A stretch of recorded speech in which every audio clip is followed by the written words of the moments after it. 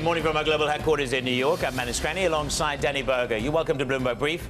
Let's set that agenda. A global risk sell-off. NASDAQ futures fall more than 3%. Bonds rally. The 2025 optimism for markets gets a challenge from tariffs and tech. U.S. tech exceptionalism threatened by Chinese AI startup DeepSeek with a cost-effective solution for AI.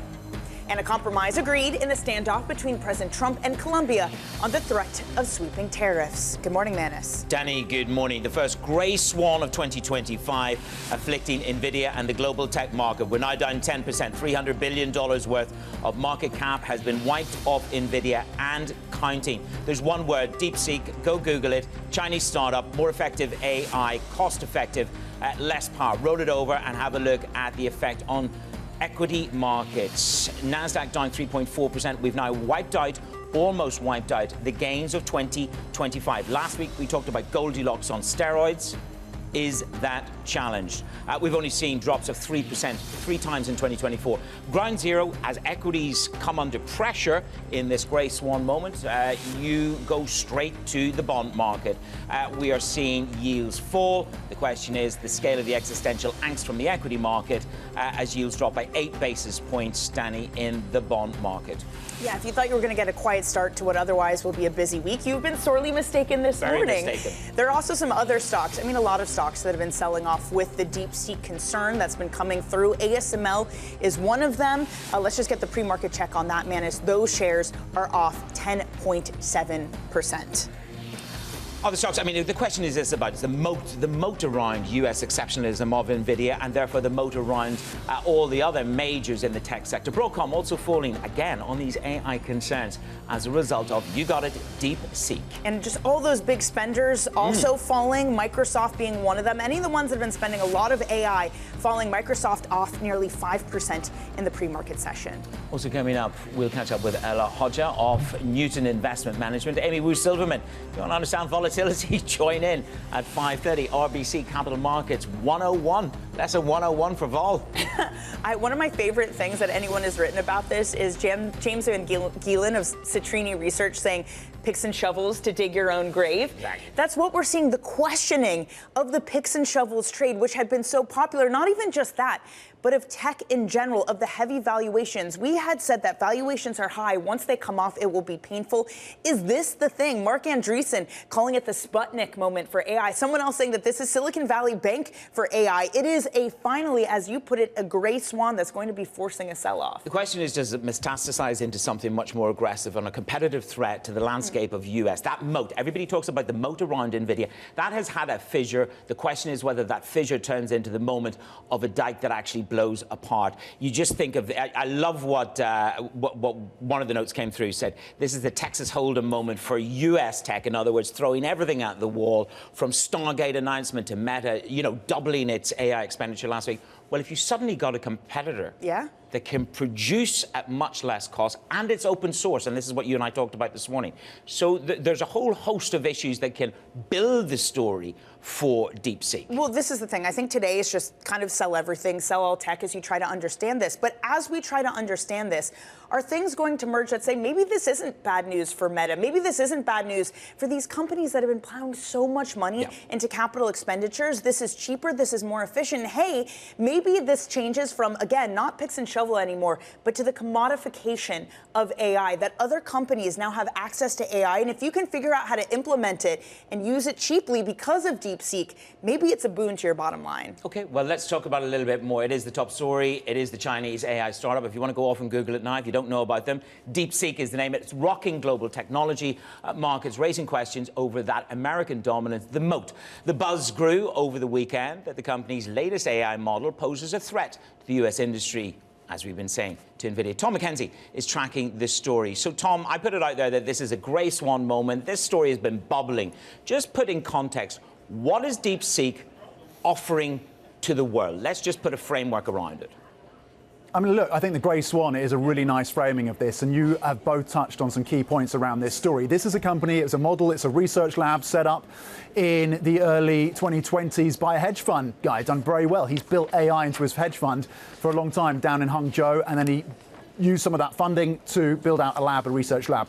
And they dropped this latest model on the 20th of January, And to your point, it's about cost and it's about efficiency and about capabilities. And they claim that they spent just about $6 million and they did it in 2 months. 2 months, $6 million. And that, of course, compares to the $80 billion number that we're hearing from in terms of Microsoft, in terms of how they plan to spend around CapEx to build on some of their models around AI. So it's the cost, it's the efficiency, and it's the capabilities. And on many metrics, DeepSeek is meeting, if not surpassing, the metrics of OpenAI, Anthropic, and Meta's Llama models as well. Does the innovation around AI stop here? No, it could well be accelerated, to Daphne's point, but it does raise serious questions about the supply chain supporting that AI innovation. Well, it certainly is this idea, Tom, that you're working under constraints, and something about that is the mother of all invention, that you do this with much less money. Tom, there's reporting from the information over the weekend that Meta has set up at least 4 war rooms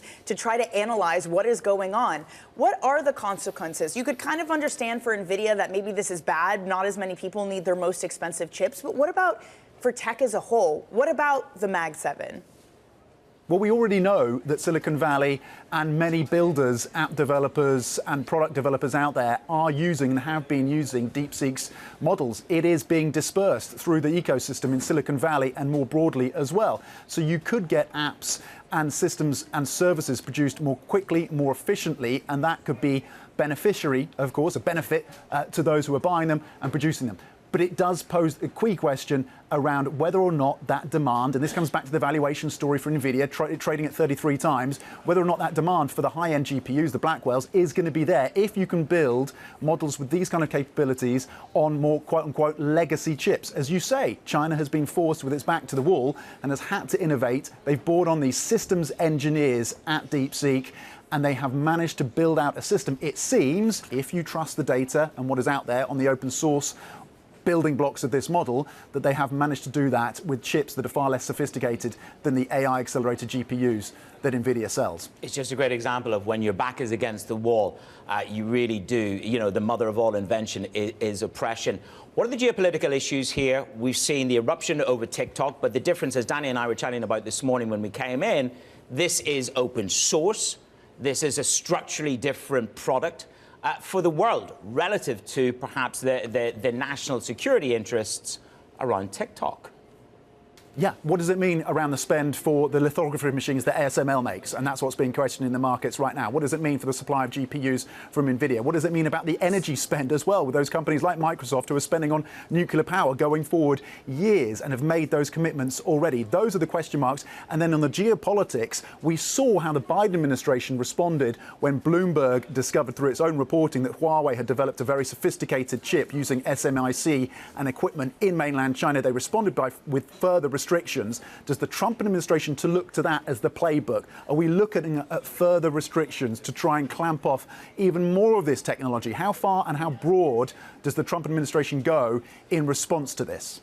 Tom, I think your first point is such a good one. Everyone's been clamoring on about how the trades du jour are picks and shovels, infrastructure, data centers. Does all of that now get questioned? Tom Mackenzie, excellent reporting. Thank you so much for joining us. We'll catch up with you later on the show as well. Tom Mackenzie there of Bloomberg. Okay, let's get you now some other top stories that are trending on the terminal this morning. China's economic activity surprisingly faltered at the start of the year. Factory activity shrank in January. Chinese industrial firms also reported the third straight quarter of declining profits. That underscored the risk that the world's #2 economy might be stalling again. Bitcoin dipping below $100,000 on Friday. President Trump ordered the creation of a working group to advise the White House on crypto policy. A long-awaited executive action, the order stopped short of confirming that the U.S. would establish a Bitcoin reserve, something Trump had vowed to do on the campaign trail. And Elon Musk's Department of Government Efficiency is now officially online.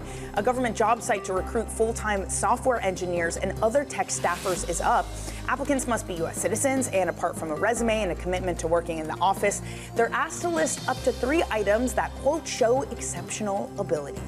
Coming up in the show, Hoxha of Newton Investment Management on why we may not find the U.S. is in as strong a position as it was last year.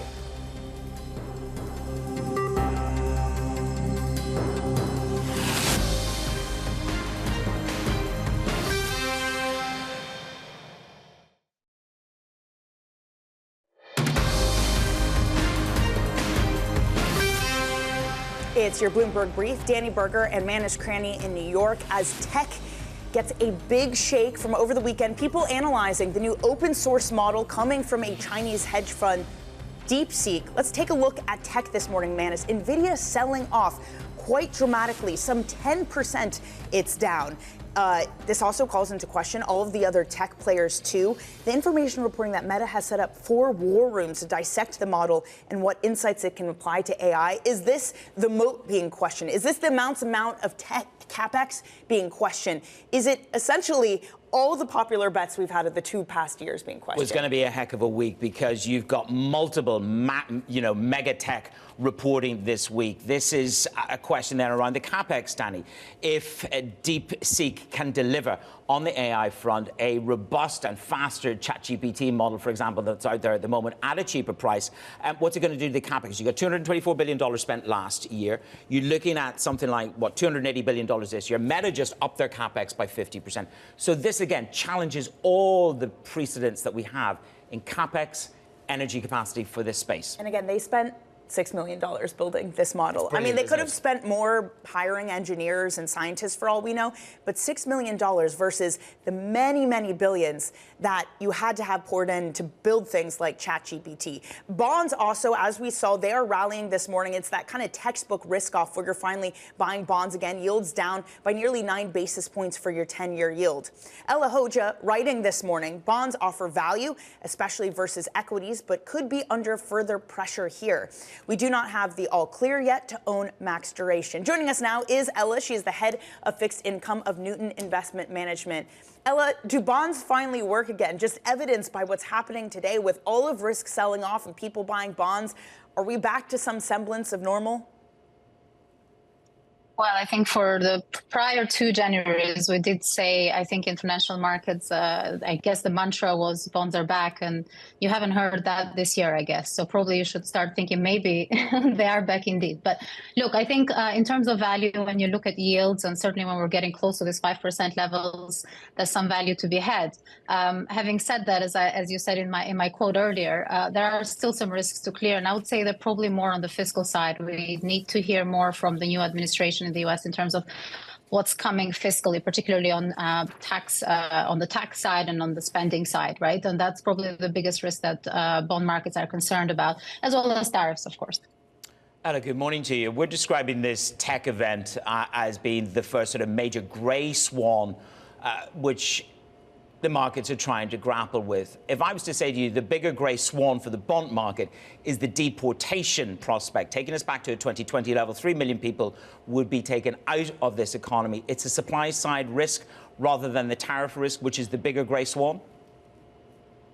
It's possible, yes. That's why I say fiscal is probably most imperative for bonds. I think markets will obviously pay attention to the Fed, but that's less of a risk right now because we've repriced. But when it comes to this balance between inflation, certainly, and potentially bigger spending, that's why I say the risk is not all clear for bonds here. Of course, what's happened over the course of the last week with tech matters because there's a high level of concentration in equity markets on certain stocks, as we know, unprecedented in nature. So that could pose some market-driven risk, and that would support bonds for now. But as far as policy goes, to have a bit more conviction over the next 2 quarters, I think you need to clear a little bit more on the policy side. We need some more clarity. But Ella, this is the thing. It has been information overload over the past week. I mean, forget this week where you have this tech news, you have tech earnings, you have an ECB and a Fed decision. Last week, just on the fiscal policy side, on its own, it was a fire hose coming from Donald Trump of basically touching every single asset class from oil to where he thinks interest rates should be. How do you pick and choose what's important, what's noise, and what's actually tradable information when you just have such a vast quantity of things flying at you?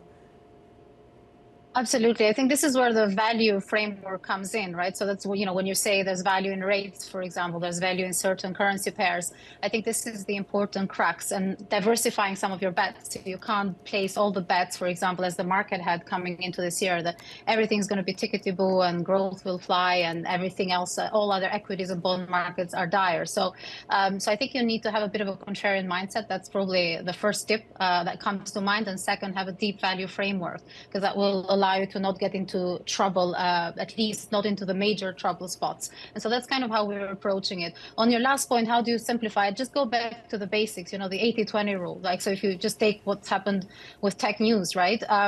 In that vector, what's the thing that matters the most is that we were priced for perfection. So we didn't know where the news was going to come from. It happens to come from DeepSeek. Obviously has implications for risk and for assets. And so take the simplest explanation to that. It's high level of concentration. So will some people be forced to sell? Yes. So take that explanation as your basis, I guess. Well, okay, we're having this sort of massive reevaluation in equity markets, the biggest drop since 2022 on the NASDAQ.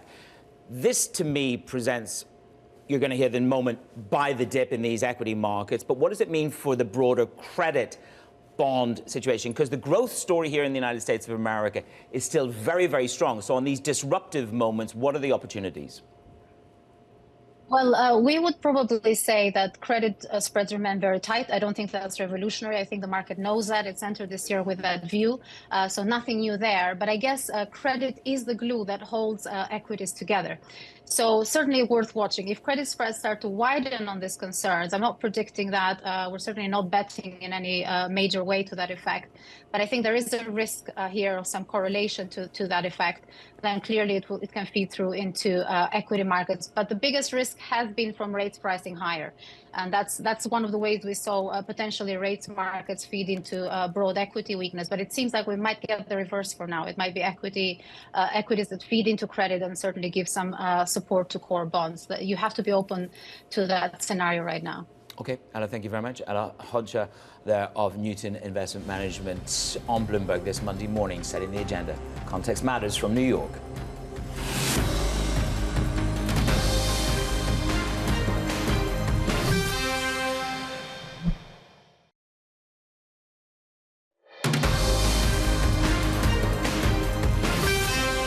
It is a rupture in global tech that we're monitoring this morning. Is it a Silicon Valley Bank moment, whereas in one area the market experiences pain, everywhere else feels it too? Let's check out the yen this morning, strengthening versus the dollar by more than 1.25%, Manus. It's again that connection between carry and tech we're seeing play out. Yeah, the question is, how much more does it explode? It's nothing like the volatility moment that we had last August when the carry trade was taken out, but it certainly is going to add to that momentum in strengthening yen overall. Let's look at some of the other front page news that we are tracking this morning away from tech. First off on the Wall Street Journal, leading with activist investor Ancora Holding. They're preparing to wage a proxy battle at U.S. Steel.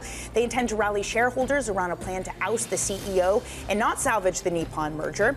The firm isn't interested in pursuing a sale of U.S. Steel to another party.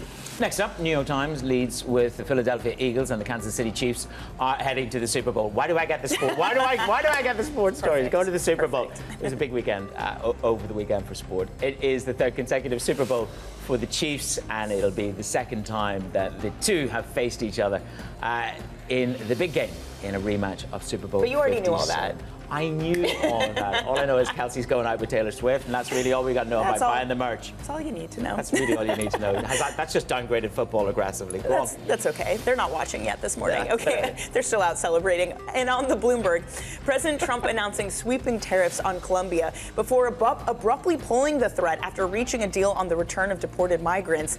The White House claimed victory late on Sunday, saying Colombia had agreed to all of President Trump's terms without delay. For more on this story, we are joined by EMEA News Director Roz Matheson. Roz, it was a blink and you miss it moment on tariffs.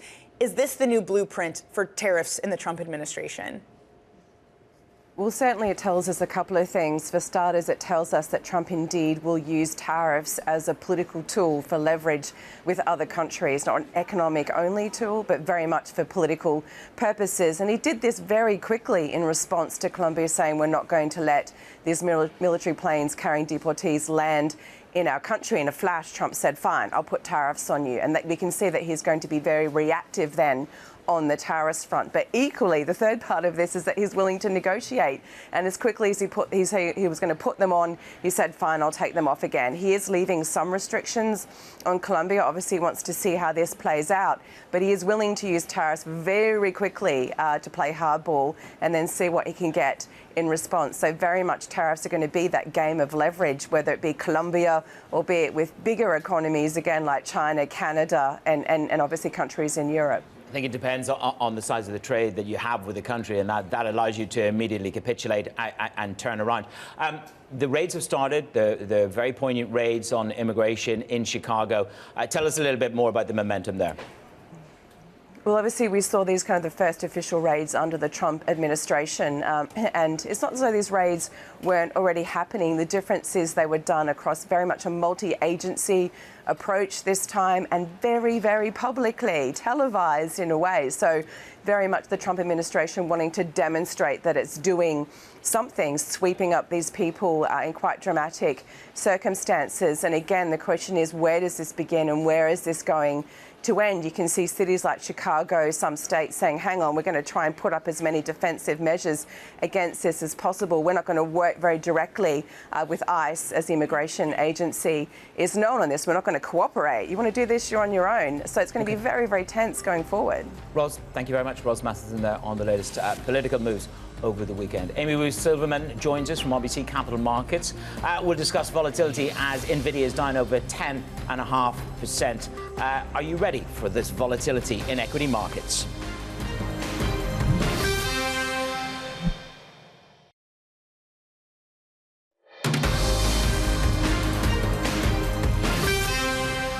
From our global headquarters in New York, welcome to Bloomberg Brief. Danny Berger and Manish Kranny here. Let's set your agenda. A global risk sell-off. NASDAQ futures fall more than 3%. Bonds rally. The 2025 optimism for markets is challenged from tariffs and tech. That U.S. tech exceptionalism threatened by the Chinese AI startup DeepSeek with a cost-effective solution for AI. A compromise agreed in the standoff between President Trump and Colombia on the threat of sweeping tariffs. Danny, good morning. This is what you call a volatility shock in the making. It's a margin call kind of day, and this might be what's causing it. Nvidia down more, or nearly 11.33%. Is this the moment? Everyone had said that tech was overvalued. It was looking bubbly, but without anything to disrupt it, what would pop it? Is this the event of the U.S. moat around chips and tech being questioned? Is the picks and shovel trade now dead? Is the data center trade now dead? You see across markets, NASDAQ futures now off almost 4%. We've had roughly 200,000 NASDAQ 100 futures contracts change hands by before 5 a.m.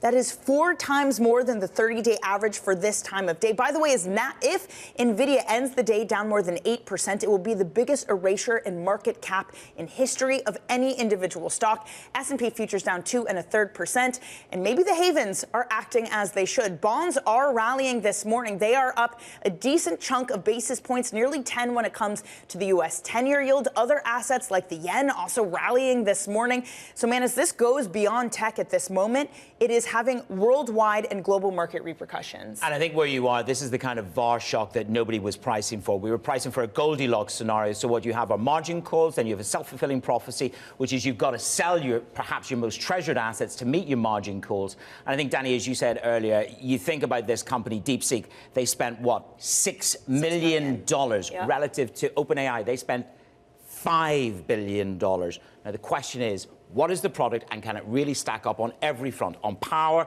on capacity, and in terms of a real challenge to OpenAI and to Microsoft and to NVIDIA? Citrini Research puts this really well, that this necessarily has to question all of the companies that got their profit from the immense amount of CapEx that was being spent on AI. But on the other hand, I think might be more interesting, once the dust settles of this crazy sell-off, what benefits from this? Again, they call this the commodification of AI. All of a sudden, it becomes much easier and much cheaper for basically every company to start to implement AI, and maybe the winners will be people who can do that in really interesting and productive ways. I think Jordan Rochester summed it up beautifully for me. And this week is a huge reporting week, and some of the biggest companies are going to have to go on course. This was a Texas Hold'em moment for the chip industry. They are, you just think Stargate announcing $500 billion, Meta upping their capex last week.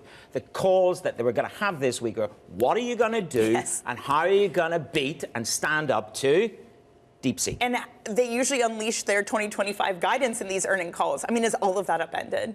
Indeed. Let's get a little bit more on the story. We've got Tom McKenzie standing by to answer some of these questions. Tom, good morning. Good to see you. I've called it a grey swan moment for global markets and for technology. Create the framework. What is DeepSeek? What do they do? And what are they going to offer that's so much more competitive relative to the U.S. technology sector? Yeah, wouldn't you love to hear from Jensen Huang at this point, or indeed the CEO of DeepSeek? Look, he's a former hedge fund boss. He still oversees a hedge fund in Guangzhou, in the innovative capital of China, and in 2023 started this research lab. They launched January the 20th. That's when the new model came through, the R1 from DeepSeek. And it was picked up by experts and by tech bros and others in Silicon Valley. They started to build on it. They started to stress test it. You heard from Andreessen Horowitz saying this is a potential Sputnik moment. He released that comment on the 26th.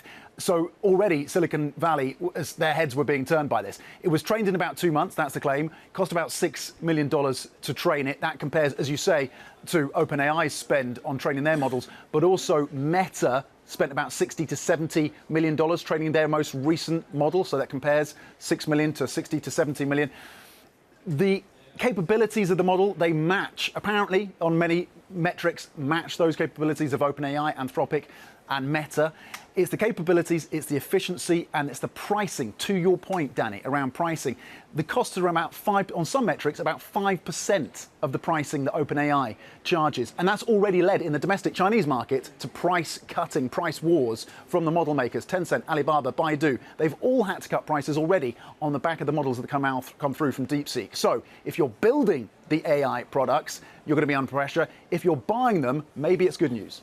I was going to ask you exactly about that, Tom, because to Manas's point, we're going to have Meta, Microsoft, Apple, and Tesla, for what it's worth, reporting this week, where they're all going to be asked to outlay their 2025 outlooks. What does it mean for these players who've been spending so much on CapEx? We know from the information that Meta has already developed 4 different war rooms where people just have their heads down analyzing what this could mean for their Llama model. Is it a good thing or a bad thing for them?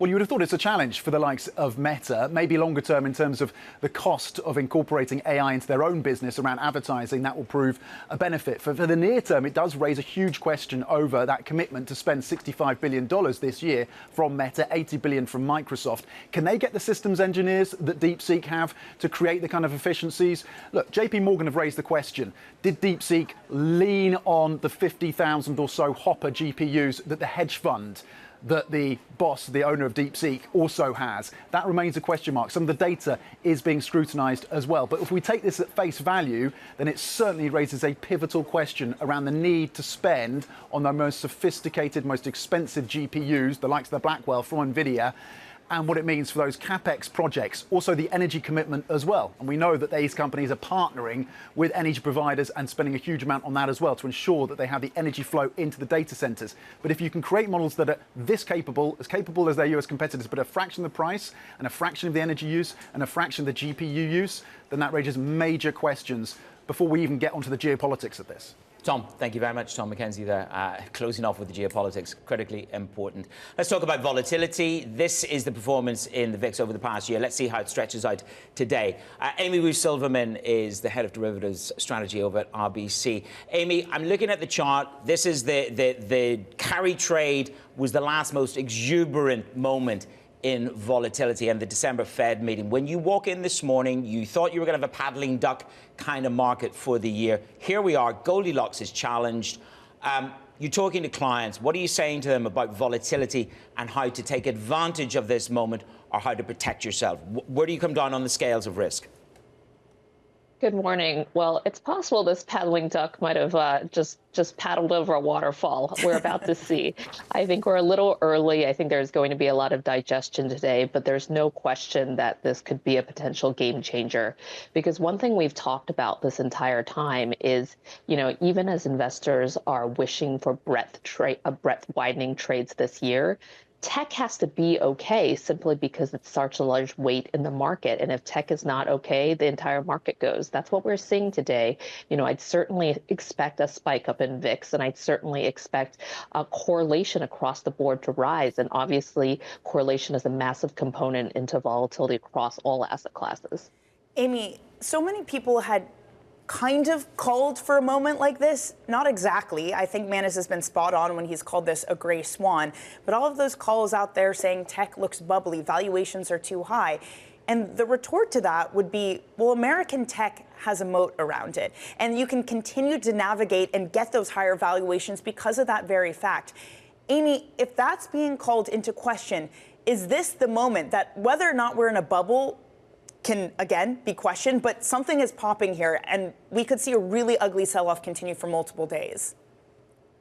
Yeah, totally. And I'd say, for a lot of folks, if you actually look back in time, I feel a little empathy. I kind of get where they're coming from, because if you look at other market drawdowns, the flight to safety has actually been to tech. If there is a growth scare, right? If you see a change in the rate story, it's actually mega cap tech that folks have actually flocked to in the past. So it's a really interesting shift in narrative. And I do think, Danny, that, it takes some sort of exogenous shock to potentially change that narrative. And then, look, if you have that, if it's a massive weight in the market, and that sells off, there's no breadth widening trade at that point that can save you, because correlations across the board have just picked up.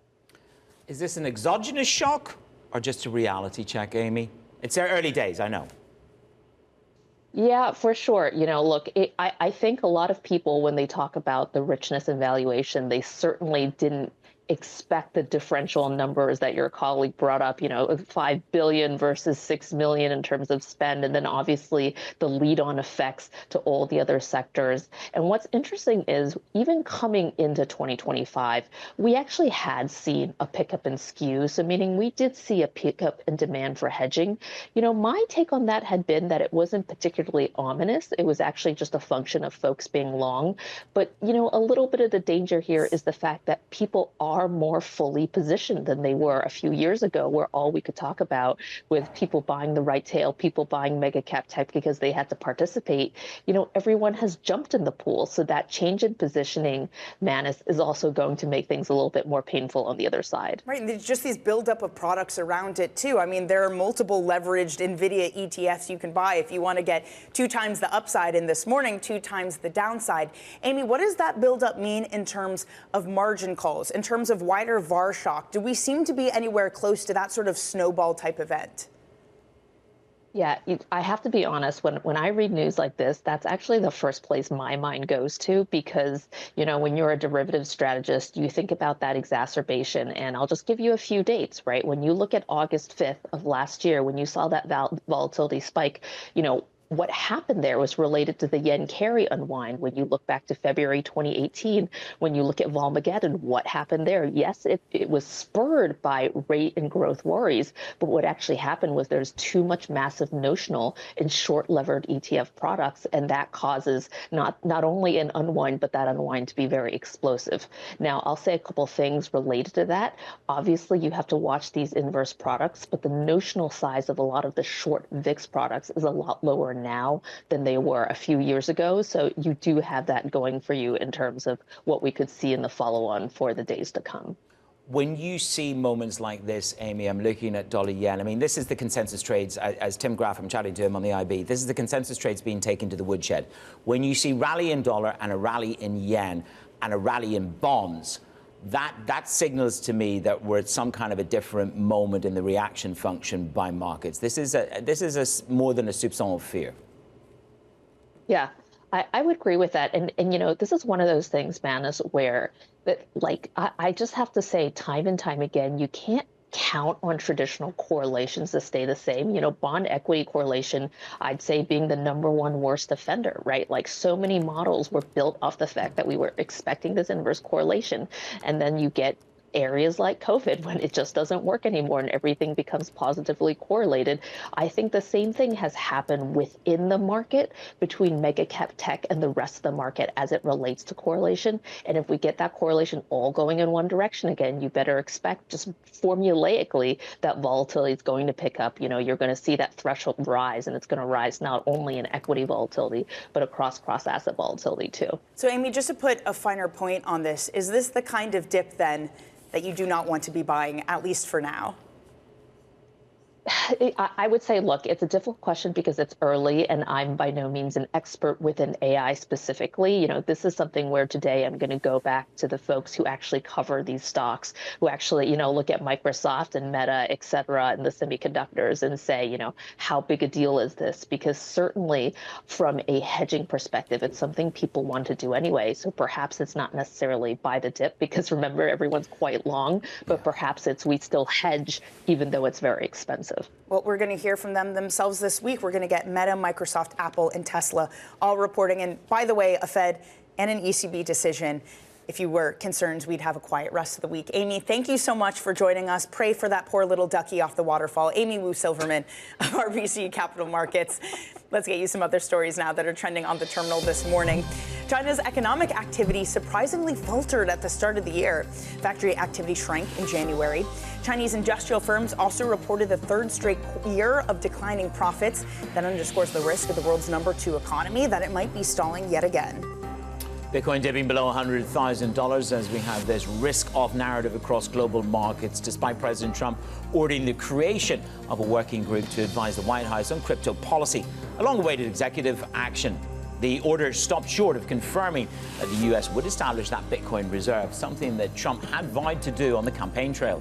And Elon Musk's Department of Government Efficiency is officially online. A government job site to recruit full-time software engineers and other tech staffers is up.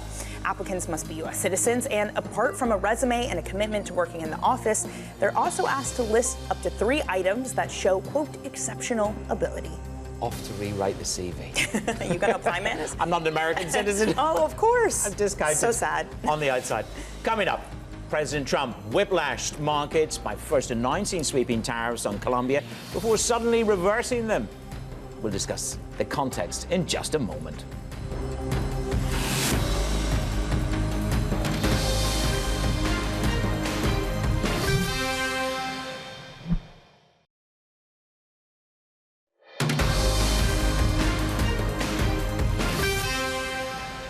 It's your brief on a day that looks a whole heck of a lot like a margin call day. Let's get straight into what tech is doing, selling off across the board. Nvidia plunging more than 12%. Microsoft down 6.33%. Meta down 5%. Manus, you've mentioned this. Meta has earnings on Wednesday. Is this the moment that Mark Zuckerberg is going to have to ditch the T-shirt and gold chain for a suit to try to explain what their 2025 outlook is now going to look like? Well, listen, everybody was cheering on Friday when it was announced that they're upping their capex to 60 to 65 billion. I think one of the best lines is, and this is about the threat from DeepSeek. They spent $6 million. OpenAI spent billions, $5-6 billion. So what are you able to produce, and how competitive is that? And what is the real scale of threat? Because it is open source. It's 100% open source. So everybody that's talking about geopolitics maybe just needs to recalibrate their thinking around that. It underscores this idea that picks and shovels, aka Nvidia, is not AI. It is just the picks and shovels, and maybe we go into a pure AI trade. And Manus, this morning having global ramifications across assets too. They are indeed. Ground zero for where the money's flowing. It's flowing into bonds, but also dollar yen. Have a look at this. This is not as explosive a volatility moment as you had with the unwinding of the yen carry trades in August last year, but it can certainly grow a little bit more aggressively. Yen up by over 1.3%. As Amy Wu Silverman said, it's a paddling duck that's just gone over a waterfall. Poor little ducky. Well, it is an information fire hose, both last week and this week, between tech, between central bank decisions, and what we're getting out of the White House. Man, as President Trump announcing sweeping tariffs on Colombia due to a dispute over deported migrants, the U.S. and then Colombia reached a deal, and Trump called the tariffs off. You blinked and you miss it. For more, we're joined by Bloomberg government Congress reporter Jonathan Tamari. Jonathan, great to speak with you this morning. It was a fast-paced deal being reached. Is this the new blueprint for tariffs in the Trump administration? It is, and it just shows the president, is feeling that he has a mandate and he has the power to influence things, not just in the United States, but with the region, around the region here. And he's willing to both throw the U.S. economic weight around in order to get what he wants. And you're combining two of his, biggest priorities, both immigration and tariffs, are two things he talks about more than anything else. And so I think we should expect a lot more of this kind of muscular approach and probably a lot more whiplash in the early days of his administration. Perhaps the most poignant images are of the national emergency. National emergency at the border, we know that. National emergency is the reason why these deportations and raids are taking place in Chicago. Multiple agencies involved. We think nearly 1,000 arrests is the reporting on Sunday. Just give us a sense of the scale. We're looking at the images, obviously, of those people being boarded onto military aircraft, and this is the point of angst with Brazil and Colombia. Yeah, the scale is unusual. I mean, obviously these raids have taken place, but the multiple agencies being involved, the media being brought along for the ride, the incoming director of Homeland Security joining some of these raids.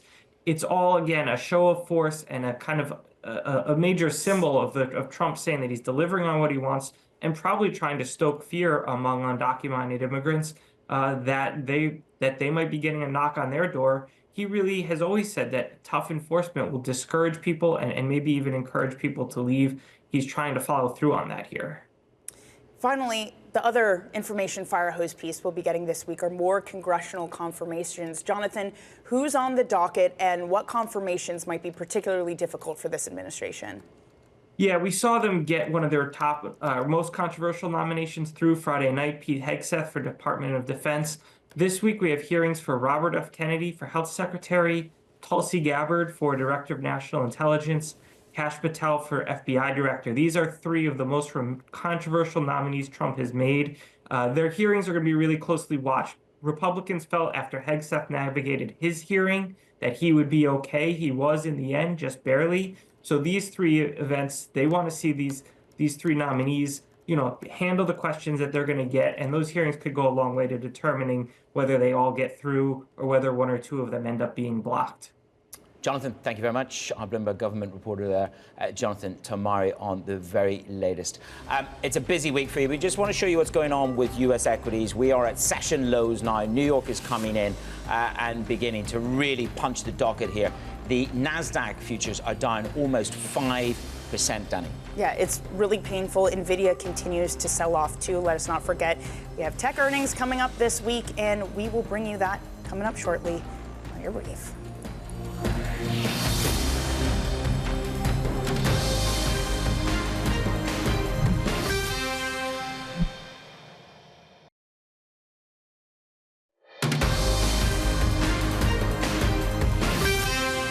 Welcome back to your brief. If you were hoping for a quiet start to your week, you are sorely mistaken, and it is a busy week coming up. A marathon of tech earnings begin Wednesday. We're going to have Microsoft, Meta, and Tesla, plus the Fed's first rate decision of the year also on Wednesday.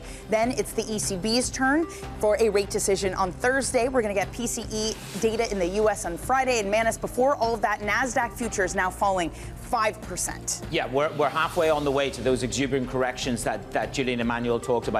One story, DeepSeek, what AI can they deliver and what are the chips that they're going to use? And that's why you're seeing NVIDIA down 13%.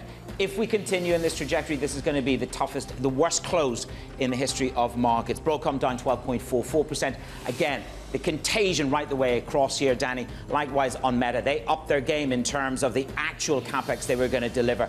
That was announced on Friday. So this is a VAR shock. This is about a real margin call shock to the markets this morning. Because it is a question of the picks and shovels and the data centers and the infrastructure spend behind them. Also looking at Siemens Energy in Germany, falling more than 20%. Their shares had more than quadrupled with the expectation that the AI boom would feed energy spend. Well, this week it's going to be huge. You've got Apple, Microsoft, Meta, and Amazon all reporting. There you go. NASDAQ down 5% and change. If we continue on this trajectory, there's a lot to justify on those calls this week. Well, that's it for us. Surveillance takes the reins from here.